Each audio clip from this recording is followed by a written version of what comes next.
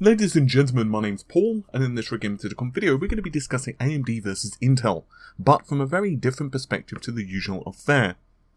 My desire to make this video was because a number of people messaging me due to a Twitter post from Nvidia, where the company publicly gave congratulations to AMD for the launch of ThreadRipper, and did so by acknowledging ThreadRipper and a GTX 1080 go rather well together in a high-end gaming rig. AMD then responded with a series of tweets of their own, and well, it was pretty damn cool to watch actually. A very rare insight into the two companies actually getting along quite well in public. But before I continue the video proper, do know that I'm not here to take sides with AMD, Intel, or even Nvidia. Instead, this is going to be more a discussion piece on why Nvidia and AMD are so happy to play together here, and also my thoughts on AMD getting back into the high-end division. Do know that I have personally no issues with any of the companies. I own products from all three, some of which are review samples, others being stuff that I've bought with my own cash. Moreover, I've talked with individuals from each of these companies at one time or another too, and honestly everyone that I've dealt with from those companies has been really nice and, I've got along pretty well with. So, honestly, I've also received quite a number of messages asking me to speak out against Intel before, due to, well, the anti-competitive nature of them, and we'll get more into that in a moment in this video. But honestly, it never really felt in the spirit of what Amy and I wanted for this channel. The reason behind this is pretty simple. We wanted to primarily focus on technology and products first and foremost, and keep at least mostly out of the more business side of things. But with this series of tweets, and I've had at least a few emails and several Facebook messages, some of which actually are from real life friends, asking my opinion about all of this and what's going on. So, well, here we go. As usual, I have a feeling this is going to promote quite the reaction. So, with all of this preface out of the way, why are Nvidia so happy to give AMD publicity? I mean, let's face it, the two companies are obvious rivals in the graphics card sector, and I'm sure Nvidia are deciding right now on how or if they should respond to RX Vega, as I'm recording this. There's also no love lost between Intel and Nvidia either though, and that's really where this stems from. For Intel and Nvidia, the saga really came to a head in the mists of time, about 2010, when the two companies were in a fierce legal competition with one another over the chipset license. It really is quite a very long story, and I'll provide you with a few links in the video descriptions, including with comments from Nvidia's own CEO, but I'll provide you the brief synopsis here. In 2004, Nvidia and Intel signed an agreement which permitted Nvidia the rights to create chipsets for Intel processors. They did this via FSB frontside bus license. Now, those motherboards were actually pretty popular and were known as N-Force.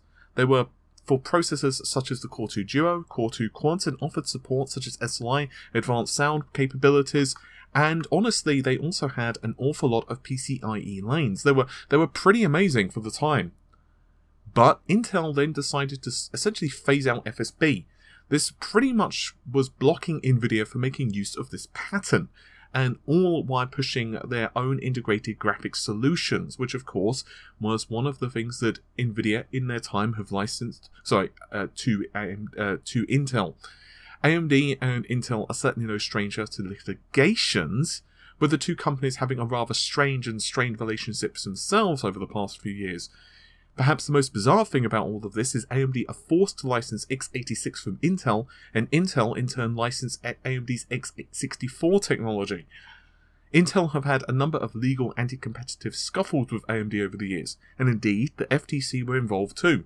Back in 2014, they were told they'd lost the case in Europe over an anti-competitive practice which started in 2009, where they were fined about $1.43 billion US. Ouch. Or is it? Because Intel had been naughty. They essentially were bribing computer vendors, including Asus, Lenovo, and Dell and several others, to slow down product launches with AMD chips. The amount of money offered by Intel here isn't a few pennies. It actually stacks up to billions of dollars. Not just a couple of billion, but multiple billion, depending on the vendor. Now, a lot of this is well known by, well, technical people. I'm sure that if you're younger or perhaps more interested in just purely the hardware, then it's possible to have missed this, and honestly there's a lot more that Intel have done over the years. But honestly, if I kept on talking about this, the video would be very long in and of itself, and it's not just the primary focus of this video. I suppose one could make an argument here that yes, AMD and Nvidia are competitors, but I imagine that Nvidia are ironically much happier for AMD to be stomping Intel than Intel to be stomping AMD. The problem with all of this, and the reason I've not really touched on this before, is because as bad as Intel are with their practices, and honestly, they are probably one of the worst in the industry when it comes to protection of their IP and a monopoly of their particular product line, I can't find myself being much more mad at them than what I am with several other companies. Now, this subject gets pretty lengthy, so I'll do a brief synopsis. Because there are so many companies which do this. Nintendo were infamous back in the late 80s and 90s, stopping developers for publishing games on rival systems. It's pretty much crushed Sega and others out of the 8-bit era. Try as Sega might, they had better hardware, that's a fact. It didn't matter. Look at the sales figures of the Master System, compare it to the NES or, Nintendo Entertainment System, and I think it's hard to argue that, well, they didn't really have much of a chance.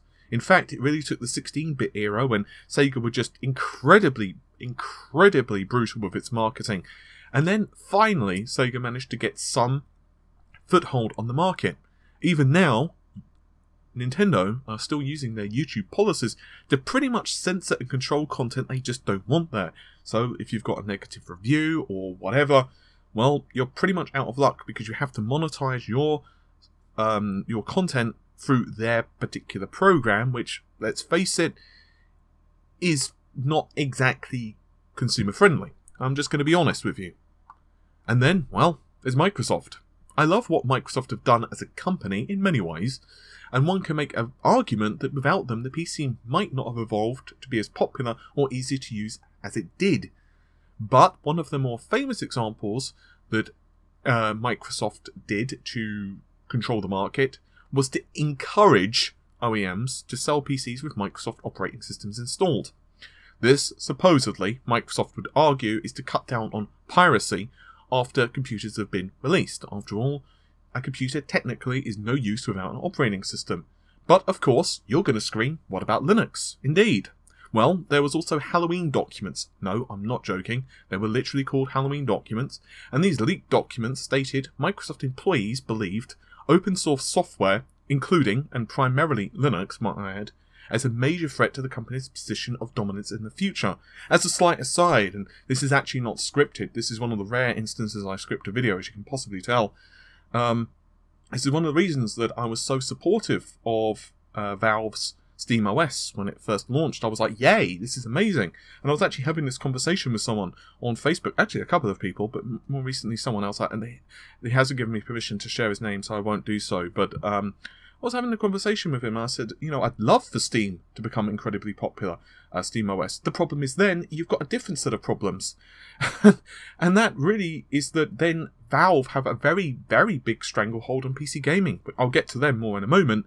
And honestly, Valve haven't really done much with PC gaming in terms of the operating system. It's just pretty much just gone to waste. And it's not because they didn't have support. I'm sure a lot of you would have bought the Steam machine if it was well supported, if it had gone through, the beta phase, if you will.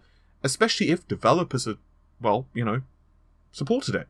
And Valve did the initial Valve thing of really pushing this product out, and then guess what? They weren't even contacting companies who were actually putting out Steam machines. They basically ignore their email. Not even basically, they did ignore their emails. And the companies, understandably, got pissed off and just pretty much thought, screw this.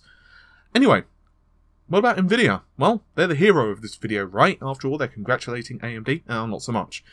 GameWorks, less affectionately known as GimpWorks by many, with hardware physics and other technologies, which essentially act as the black box and CUDA on the professional side. If you did a bit of Googling, AMD have had no shortage of stern words when it comes to Nvidia. Essentially, they've had a lot of problems with them. We all might love Witcher 3, but you'll also probably be aware of the effect of tessellation on AMD hardware back in the days of Witcher 3, especially when it came to Hairworks. And while I could continue on this subject, I have to say to Nvidia's credit, probably, to be fair, more out of response to AMD's open development initiatives, it has started to finally open up the development to a lot of GameWorks stuff. Because beforehand, it was a black box. If you're not too familiar with that concept, too long didn't read, is that you can't really modify the code. So let's say you go in there and you say, well, okay, you know what, I don't really want this to happen. In fact, I need to tweak it for my engine because otherwise it tanks the frame rate from 65 frames a second on this particular card to 45. But on the other hand, if I just go in there and kind of modify it to better, no, you can't do that. But now Nvidia are starting to play ball on this, and I've got to give them credit. Credit is where credit due. That's good. In fact, I could continue this whole spiel for multiple companies for a long, long time. Google are infamous for various trust violations. And even the PC gaming darlings, Valve, have been investigated by a European commission. Honestly, as a slight aside, it's like, as great as Steam is, and don't get me wrong, I love Steam. I have almost 250 games on Steam. But one can make an argument that that's kind of not good, because I feel that Valve also need a very solid competitor. Now, don't get me wrong, there is Origin, there is Uplay, there are a couple others. But let's be honest, I know a large portion of you were groaning when I said Uplay. I know a large portion of you were like, no, not Origin, I don't want to install that. And that's kind of an issue in and of itself. Now, I'm not saying that Valve are evil or whatever, but they also don't have the best track record when it comes to, well, customer service. Let's be honest. Oh, and then the most ironic of things. Let's talk about Samsung, Nvidia, and their squabbles over GPU patents. Well, is that ironic? Well, not as much as Intel and Samsung and Apple. Because those companies, which aren't exactly the best of friends, let's face it, are suing Qualcomm because they allege that Qualcomm's practices have damaged competition. No, I didn't stutter, I didn't mess that up. Intel, Samsung, and Apple are suing Qualcomm because they allege that Qualcomm's practices have damaged competition. You can't make this stuff up if you try, you really can't. Now, I know what you're going to say. I'm white knighting for Apple. That I'm saying that Apple deserve a free pass and they should just carry on, carry on MacDuff. No. I'm not defending Intel. In fact, if you're a regular viewer, you'll know that from my X299 coverage, I feel that their recent decisions have been quite, well, silly. Particularly when it comes to lack of PCIe lanes and cable lag on the X299 platform. Actually, I'm kind of sick of the 4-core mantra as well with Intel when it comes to mainstream. Now, some of that is to do with lack of innovation from Intel. Some of it has also been to do with their processors, which is also part of a different video, and quite frankly, that would kind of take a while to get into. Some of this you could actually check out. I believe it's Semi-Accurate did a pretty good write-up on that, so you can Google that yourself. But here's what I am saying. Support AMD if you can, if they are the best for your money. But here's where it gets a bit trickier. I bloody respect Intel, I bloody respect AMD for what they've done. And this includes essentially giving us low-level APIs. DirectX 12 and Vulkan both say thanks, by the way. But, obviously, as a reviewer, as a tech channel, and I'm still not 100% comfortable calling myself a reviewer, and it honestly feels really weird to be getting hardware from companies, to be very honest. But I do need to report performance accordingly, or at least what I find the performance to be with my tests. Let's move away from ThreadRipper versus skylake-x just for a second to talk about Ryzen 5 versus i5. Cable lag, specifically. Right now, I'm going to be really honest with you. Buying at 7600K is, well, pointless. I'm currently reviewing a BioStar motherboard, which costs around $80 to $90 depending on the retailer. And long story short, it's pretty damn nice. It supports multiple graphics cards, it supports M2, it supports 64GB of DDR4 memory, blah blah blah. But if you plop that down with a Ryzen 5 1600, and well, from a sheer value point of view, I find that very hard to argue against. It's amazing value, but what about Coffee Lake? What about the next Intel processor? Well, despite Coffee Lake not being backwards compatible, and honestly, I wish Intel would tell us if this was an issue with technology not functioning on the older motherboards. Perhaps it is something like that. Maybe the old motherboards just simply can't handle more than 4 cores. I don't know. And that's the thing. I'm being genuine. I could tell you, I could be really mean to Intel and it'd probably get more likes in the video, but I don't know that. I'm going to assume it probably could. But it's an assumption. I don't want to make the assumption because I didn't design the motherboard and they're not going to tell me. But I feel they should, because if not, you would probably say that it's for money. And I don't blame you for assuming that. But the platform itself, taking that out of the equation, let's say you've got an older board. Let's say you have a Haswell, just for the sake of argument. It's shaping up to be really nice from the leaks, if they're genuine. 6 real cores, and it appears to be clockable, fairly well clockable. And so if you're a pure gamer, that is, if you're not a person who is doing streaming, doing 3D video work or whatever, then you might be better served with a Coffee Lake i5, assuming prices are, reasonable. And if that is the case, I have to be brutally honest and say, hey, Coffee Lake has a higher frame rate than this equivalent AMD rig. And then it's down to you as the customer, as the individual, to choose which one you go with. Meanwhile, looking at ThreadRipper, and I am awaiting my AIB sample right now, it's definitely better for the price than skylake-x if multitasking is your thing. If you want to do gaming as a major priority, and that is, perhaps you're a streamer, so high frame rates are imperative for you, especially if, for example, you're playing certain games competitively. But you also need a lot of threads because, well, you need those threads for handling perhaps streaming simultaneously, maybe doing a little bit of encoding, maybe you've also got like multiple, chat programs open, whatever the case, I don't know, whatever your setup is. So here's the thing, if you don't put ThreadRipper in game mode, performance for games is a little bit worse. Now, am I telling you ThreadRipper is bad suddenly? Am I criticizing it? No. It's awesome. 32 threads, 16 cores, $1,000. Are you kidding me? People 5 years ago would have been shocked by this. AMD said they wanted to be disruptive. They wanted to disrupt the market. They're not disruptive. That's the thing. This is like they got a nuke, shined it up real nice, turned that son of a bitch sideways. Actually, never mind. You get the idea where I was going with that, probably. It's incredibly disruptive, and it's hard to argue that if you're not, gaming as a major focus, if like it's just one of the priorities, and instead content creation, let's say you're doing work on Cinema 4D or Adobe Premiere, or let's say you're doing, a lot of virtual machine work, blah blah blah. You get the idea. Then it's very arguable that ThreadRipper is just unmatched, especially for the price, and that's the thing. On the other hand, let's say that Intel were to compete by dropping the price, as I've said a couple of videos now, by $100, $200 US. Well, things get a bit different then. I'm not saying that ThreadRipper suddenly is out in the cold, but at least some of the value that AMD have over Intel would somewhat diminish. Now, just to get back to the main point, I am bloody happy AMD are back, because Intel are being forced to respond, and this is great for us, this is great for the industry, this is great for me, for a content creator, yes, but more importantly, it's great for me as a consumer, it's great for you as a consumer. Let's be honest, if I can pay $300, just for sake of argument, and get a processor which has XY performance, but I can pay $300 and get a processor which has like 20% better performance for the tasks I do, and that encourages another company to put out better products, yep, I'm all for that. And honestly, this is the reason that I hope RX Vega is successful too. For very similar reasons, it's great for us. And to be honest, I feel that Nvidia themselves, being honest, Nvidia aren't, dicks. I feel that, yes, they have done some anti-competitive stuff, and I'm sure that will raise some eyebrows, the statement I just made, but I feel honestly that they actually probably want competition back into the marketplace because it expands the GPU market.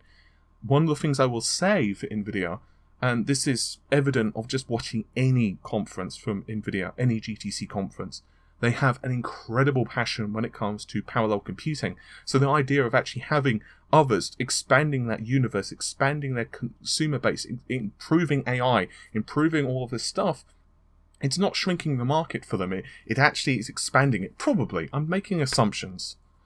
Ironically, given what I just said about them just minutes ago as well, I actually hope Microsoft smacks Sony a bit with the Xbox One X. You might be seeing red right there, ironically, because you're thinking I don't like the PlayStation, when truth be told, I really love both platforms. Although, honestly, I am more of a PC gamer. But I do feel that Sony needs to be on the back foot for a while. It stops complacency. It stops yet another PlayStation 3 launch. The PS3, for those who don't know, yes, it had the cell processor, which was a bit difficult to program for. Had a bit of a weird memory configuration. Yes, that was a bit tricky as well, but it wasn't that what really scuppered the PS3 on launch. It was the high price point, which, to be fair to Sony, was partly to do with the sheer cost of the cell, but it was also the SDKs. The SDKs for the PS3 just sucked. They just did, and well, it showed. And this is also a similar situation for the N64. Nintendo didn't listen when all of the major Japanese RPG creators like Square and so on were saying, look, guys, we really want this to be on CD, and they didn't listen to them when they were saying about the limitations of the machine. And it just happened that that's one of the reasons they lost to Final Fantasy to Sony, and they had the PlayStation 1 being the flag bearer for Final Fantasy 7. Imagine just for a second if that had been different, if Microsoft had instead come up against Nintendo, and if Sega and Sony had come up against Nintendo, which were users of CD-based format. They increased the amount of texture memory on the N64. They fixed a few of the other issues. The prices of N64 games would have come down. Would Square and these companies have jumped ship? Would they have jumped to the PlayStation? Probably not. And could you imagine the sheer weight of having to face a Nintendo 64, whatever the machine would have been called, with instead Final Fantasy and all of these games behind it? And there you have it. Honestly, I could delve a lot deeper into this subject, and I grant you I've glazed over a lot of details. Honestly, I feel this video is probably already pretty lengthy as is, and it's, for me, quite interesting to see how the computer market has changed. Because I have a love primarily for technology, for gaming, for the creative process of that, to see what happens in the industry. And it's very fascinating to see how this has changed. I remember seeing 3DFX launch the first video cards and looking at images of GL Quake in magazines and just being honestly amazed. I was astounded by what I saw. That even Tomb Raider would glide to Tomb Raider. I just thought, holy crap, this is so much better than what my Saturn can handle or the PlayStation can handle. And finally I got a PC with a Voodoo 2 card and I could play Half-Life and Quake 2 with these games. And this was back in the late 90s. Beforehand, my experiences with PC were primarily at friends' houses, and I was gaming on consoles. I was looking at games on the the Genesis or the Mega Drive if you're in Europe like I am, and of course the PlayStation and the Sega Saturn. And I saw games like Duke Nukem 3D, and eventually we got ports of it on the Saturn and other consoles, and it was great, but they were pared down without question. I remember when no one believed AMD would be able to be competitive with Intel back in the day. Back in the late 90s and early 2000s. After all, they were the budget processor makers. Okay, the K6-3 was pretty impressive for the price, but lols, really? What can this Athlon thing really do against the juggernaut that is the Pentium 3? That is, of course, against the next Pentium, which no one knew what it was going to be called, but let's face it, we kind of guessed it was going to be the Pentium 4. Oh, it can do that. Okay, then. We didn't expect it, but it ran rings around the Pentium. And it did so by such a margin that Intel just kind of panicked and they released the Pentium 4. And yeah, unfortunately, that was the NetBurst architecture, and that was an abysmal failure. They went on the back foot. And it is one of those, I keep using the word ironic, but it is, because that failure of the Pentium 4 was actually very good for Intel in the long run. Not just because it taught them a couple of valuable lessons, but it also taught them something else. It actually made them push hyperthreading. Ironically, again, they actually kind of went away with that, with the cores, with the Core 2 Duo and the Core 2 Quad, which is one of the examples I gave earlier when I was talking about, of course, Enforce, the motherboards. They somewhat abandoned they somewhat abandoned hyperthreading. And now, of course, it's one of their key technologies once again. So, what is my advice to you? What am I telling you? Well, honestly, I'm telling you to support AMD and any other smaller guys because, well, they are smaller. And competition is great for the market. But Also remember that companies have people working in them, and those people make mistakes. So tell the company what you want. But do it in a polite way. Tweet them, email them, but vote, most importantly, with your wallet. Open a dialogue. Just remember that as a customer, I and other reviewers will also tell you what the best buy is for your actual cash. But guess what? As of this minute, as I'm recording this video, for a great number of budgets, that happens to be AMD. And I, for one, am bloody happy that they're on top for now. Oh, and one final thing. Nvidia, props to you for promoting that. With all of that said, hopefully you've enjoyed the video. I'll see you soon. Take care. Bye for now.